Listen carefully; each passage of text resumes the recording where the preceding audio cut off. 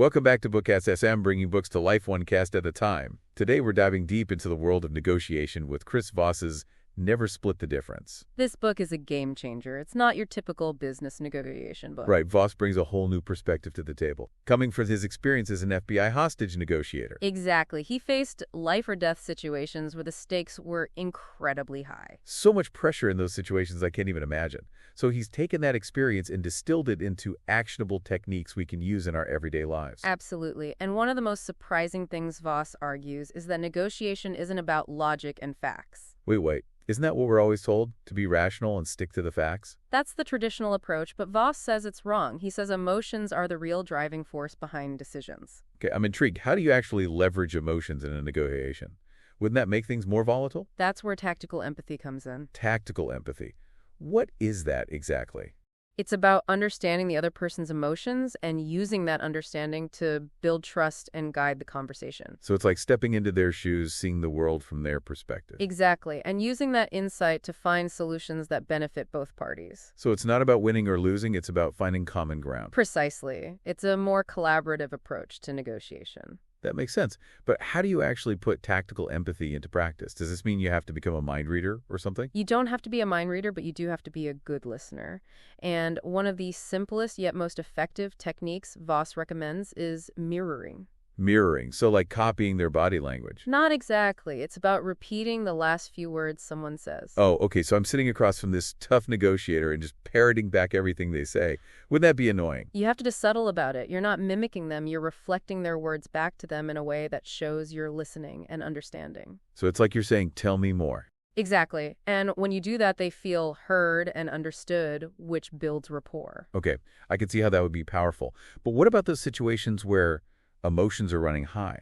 Like if someone's angry or frustrated, how do you de-escalate the situation? That's where labeling comes in. Labeling. What do you mean by that? Instead of ignoring or dismissing those negative emotions, you acknowledge and name them. So you'd actually say something like, hey, it seems like you're really angry about this. Wouldn't that just make them more upset? It might seem counterintuitive, but Voss says it's the most effective way to disarm someone who's emotionally charged. Really? How does that work? Imagine you're in a heated negotiation and the other person is visibly frustrated. You could say something like, it seems like this situation is causing some frustration. Am I right? So by acknowledging their frustration, you're actually taking the sting out of it. Exactly. It shows that you're attuned to their feelings and that you're not trying to dismiss them. Okay, that's interesting. Voss actually shares a story in his book about how he used labeling to de-escalate a hostage situation. Oh yeah, the bank robber example. Yes. It sounds intense. It was. The bank robber was getting agitated and the situation was on the verge of escalating. What did Voss do? He simply labeled the robber's emotions. He said something like, it sounds like you're feeling a lot of pressure right now. And that worked. It did. The robber calmed down and they were able to open up a dialogue. That's amazing. It's like giving a name to the monster under the bed makes it less scary. Exactly. It's about taking the power away from those negative emotions. So we've talked about tactical empathy, mirroring, and labeling. These are all about understanding and influencing the other person's emotions. But doesn't this all depend on getting them to say yes? How do you do that? Well, that's where things get even more interesting, because Voss says aiming for a quick yes might actually be the wrong approach. Wait, what? Isn't the goal of negotiation to get the other side to agree with you? To say yes? Yes, but Voss argues that getting to know is often more valuable. Hold on now. How can no be a good thing in a negotiation? I'm confused. Think about it this way. When people feel pressured to say yes, they often agree just to end the conversation or avoid conflict. Okay, yeah, I've definitely done that before, just to get out of an uncomfortable situation. Right, but deep down, they may not be truly committed to the agreement. So a quick yes could actually be a sign of weakness. Exactly. A no, on the other hand, gives them a sense of control and makes them feel safe to express their true concerns. It's like giving them permission to disagree. Exactly. And once that initial pressure is released, you can have a more honest and productive dialogue. So how do you actually encourage someone to say no? Do you just flat out ask them if they disagree? There are subtle ways to do it. For example, instead of asking, do you have a moment to talk? Try asking, is now a bad time to talk? Ah, I see. The first question practically forces a yes, but the second one makes no a perfectly acceptable response. Exactly. It's about giving them an escape hatch. That's brilliant. It's all about framing the question in a way that invites a no. Do you have any examples of how this works in a real-life negotiation? Voss talks about a situation where he was dealing with a client who had gone completely silent after an initial meeting. Oh no, the dreaded ghosting. It's the worst. He wasn't responding to calls or emails. Nothing. So how did he get them back to the negotiating table? He sent them an email with a very simple question: have you given up on this project? Wow, that's bold. What happened? The client immediately responded with a no. They hadn't given up on the project, they were just struggling with some internal challenges. So that no opened the door for further discussion. Exactly. It allowed them to address the real issues and move forward with the negotiation. So by giving them the freedom to say no, he actually got them to say yes to engaging in a meaningful conversation. Precisely. And that's just one example of how Voss's techniques can completely change the game of negotiation. My mind is officially blown. This is some next level stuff, and we've only just scratched the surface. There's so much more to unpack. But we'll have to save that for the next part of our deep dive. We'll be back in a moment with more insights from Never Split the Difference. Don't go anywhere. Welcome back to BookCast FM, bringing books to life one cast at a time. We're diving deeper into Never Split the Difference with Chris Voss and his incredible insights into the world of negotiation. You know, before the break, we were talking about the power of no and how counterintuitive that is. Right. It's not about avoiding no. It's about using it strategically. Exactly. It's about shifting our mindset and understanding that no can actually lead to a more genuine and lasting yes. Absolutely. And that brings us to another fascinating concept Voss introduces: bending reality. Bending reality. Now, hold on a minute. Are we talking about some sort of Jedi mind trick here? Not exactly, but it's almost as powerful. Voss argues that perception shapes negotiation more than objective reality. Okay, so it's about framing the situation in a way that works to our advantage. Precisely. And one of the most effective ways to do this is through anchoring. Anchoring, what is that? It's this psychological principle where the first number thrown out in a negotiation tends to have a disproportionate influence on the final agreement. So the first number you put on the table sets the stage for the entire negotiation. Exactly. It's like setting the benchmark. Okay, I think I'm starting to get. So if you're selling a car, for example, you'd want to start with a higher price than you're actually willing to accept. Exactly, because that high number creates an anchor in the buyer's mind. So even if you come down in price, it still seems like a good deal compared to that initial anchor. Precisely. It's a subtle way of influencing their perception of value. Wow, that's pretty sneaky. I like it. What other reality-bending techniques does Voss have up his sleeve? Well, there's another one that's based on a very powerful human instinct: loss aversion. Loss aversion. What's that? It's the idea that people are more motivated by avoiding loss than they are by gaining something of equal value. So we hate losing more than we love winning. Exactly. And you can use that to your advantage in a negotiation. How so? Instead of focusing on the benefits they'll gain if they agree to your terms, highlight the potential downsides of saying no. So you're playing on their fear of missing out. In a way, yes. You're making them feel like they have more to lose by rejecting your offer than by accepting it. Okay, I can see how that would be effective, especially if you're dealing with someone who's risk-averse. Absolutely. And it's a technique that's used all the time in marketing and sales. Right, think about those limited-time offers or those only 2 left in stock messages. Exactly. They're all playing on our fear of missing out. So we've talked about anchoring and loss aversion. What else can we do to bend reality in our favor? Voss emphasizes the importance of controlling the fairness narrative. Fairness narrative. What do you mean by that? People are far more likely to accept a deal if they perceive it as fair, even if it's not objectively the best deal for them. So it's about managing their perception of what's fair. Exactly. And you can do that by proactively addressing fairness concerns before they even have a chance to voice them. How do you do that?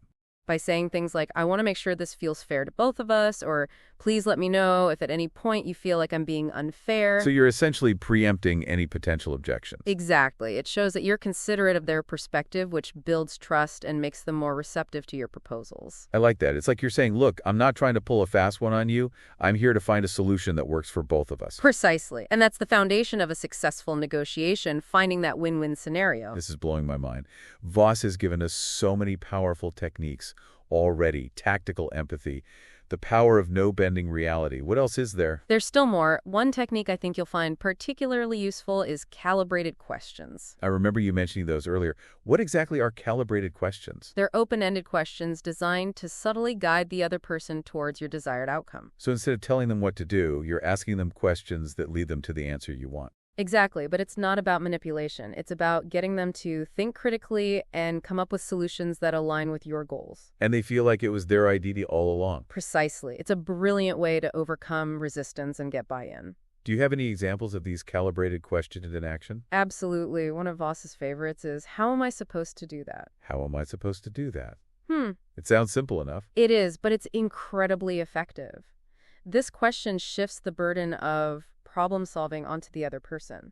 So instead of you having to come up with a solution, they're now working for you. Exactly. And it makes them feel like you're on their side working together to find a solution. Oh, I see. That's clever. It's all about framing the question in a way that elicits the response you want. What other calibrated questions does Voss recommend? Another good one is, what would it take for us to work this out? Okay, so with that question, you're essentially asking them to come up with a solution that benefits both of you. Precisely. It encourages them to think about compromises and creative solutions. It's like you're planting a seed in their mind and letting them nurture it into a solution that works for everyone. Exactly. And these calibrated questions can be used in all sorts of situations, from business negotiations to personal relationships. Okay, so we've covered some really powerful techniques: tactical empathy, the power of no-bending reality, calibrated questions. Anything else? Well, there's one thing we haven't talked about yet, nonverbal communication. Oh, right, body language and all that. Exactly. Voss talks about the 738-55 rule. The 738-55 rule, what's that? It's a principle developed by psychologist Albert Mehrabian. It states that only 7% of communication is based on the actual words we use. Only 7%. So what about the other 93%? 38% comes from our tone of voice, and 55% comes from our body language. Wow. So what we say matters far less than how we say it and how we present ourselves. Exactly. And that's why Voss emphasizes the importance of mastering nonverbal communication. Okay, so what are some key things to keep in mind when it comes to body language? Well, one technique Voss recommends is using what he calls the late-night FM DJ voice. The late-night FM DJ voice. What is that? It's about speaking slowly, calmly, and in a lower register. So it's like channeling your inner Barry White. Exactly. It's about projecting confidence and authority. Okay, I could see how that would be effective, especially in a tense situation. What else? Mirroring is also important. Mirroring, we talked about that earlier, was repeating words. But you're talking about mirroring body language now. Exactly. If the other person is leaning forward, you lean forward. If they're smiling, you smile. So it's about creating a sense of connection and rapport through subtle nonverbal cues. Precisely. But Voss also warns against incongruence between words and body language. What do you mean by incongruence? If someone says yes, but their body language screams no, for example, if they're shaking their head or crossing their arms, it's a sign that they're not truly on board. So you have to pay attention to the whole picture, not just the words coming out of their mouth. Exactly. Nonverbal cues can reveal a lot about what someone is really thinking and feeling. This is making me realize how much I've been overlooking nonverbal communication in my own interactions. It's something we often do unconsciously. But once you become aware of these subtle signals, you can start using them to your advantage. Okay, so we've covered a lot of ground here. Tactical empathy, the power of no-bending, reality-calibrated questions, and nonverbal communication. What else do we need to know to become master negotiators? Well, there's one more crucial element that Voss emphasizes: ensuring real commitment. Right, we talked about getting to that's right instead of just you're right.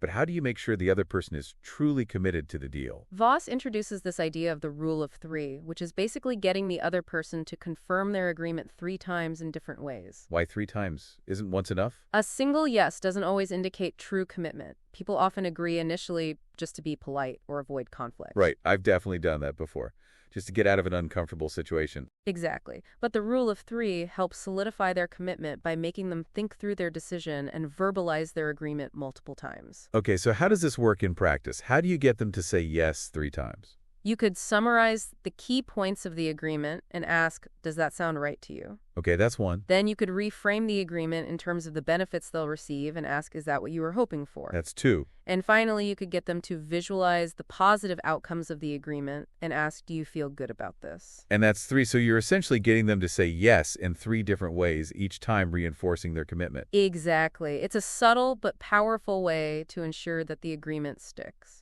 Wow, this is incredible. Voss has given us so much to think about and so many practical techniques to try out. It's a whole new way of approaching negotiation. Before we move on to part 3, I just want to remind our listeners that you can find a link to purchase Never Split the Difference in the description. We highly recommend checking out the full book for all the incredible insights and practical tips. We'll be back in a moment with the final part of our deep dive into Never Split the Difference. Stay tuned. Welcome back to BookCast FM, bringing books to life one cast at a time. We're wrapping up our deep dive into Never Split the Difference by Chris Voss. And man, this book is packed with so many insightful techniques. It really is. Voss's experience as an FBI hostage negotiator gives him such a unique perspective on how to navigate high-stakes situations. Right before the break, we were talking about black swans, those hidden pieces of information that can totally change the game in a negotiation. Yes, and Voss shares some amazing stories from his own career, to illustrate how powerful this concept can be. Do you have a favorite example? One that really stands out is the hostage situation in the Philippines. Oh, yeah, I remember reading about that. It sounded intense. It was a group of armed rebels had taken over a school and were demanding millions of dollars in ransom. So what did Voss do? How do you even begin to negotiate with someone in that situation? Well, initially, the rebels were completely unwilling to budge. They were making threats, and it seemed like things were heading towards disaster. So what changed? How did Voss turn things around? He and his team suspected there might be more to the story than met the eye. So they started looking for those black swans. Exactly. They started asking calibrated questions, listening carefully to the rebels' responses, and paying close attention to their body language. What kind of things were they looking for? They were trying to uncover any hidden constraints, motivations, or blind spots that could give them leverage. And did they find anything? They did. They discovered that one of the rebel leaders had a niece who was trapped inside the school. Wow. So there was a personal connection. That changes everything. It does, and that wasn't all. They also realized that this particular rebel leader wasn't actually calling the shots. He was taking orders from someone else. Exactly. There were higher-ups who were dictating the terms of the negotiation. So there were hidden power dynamics at play. Precisely. And once Voss and his team understood these hidden factors, they were able to shift their approach. How so? They appealed to the rebel leader's personal connection to his niece, and they subtly undermined the authority of his superiors. So they used the black swans to their advantage. Exactly. And in the end, they were able to negotiate the release of the hostages without paying the full ransom. That's incredible. It really shows how understanding the other side's true motivations and constraints can make all the difference. It's not always about what's on the surface. You have to dig deeper to find those hidden leverage points. Okay, so we've learned about tactical empathy, the power of no-bending reality-calibrated questions, black swans, and the importance of nonverbal communication.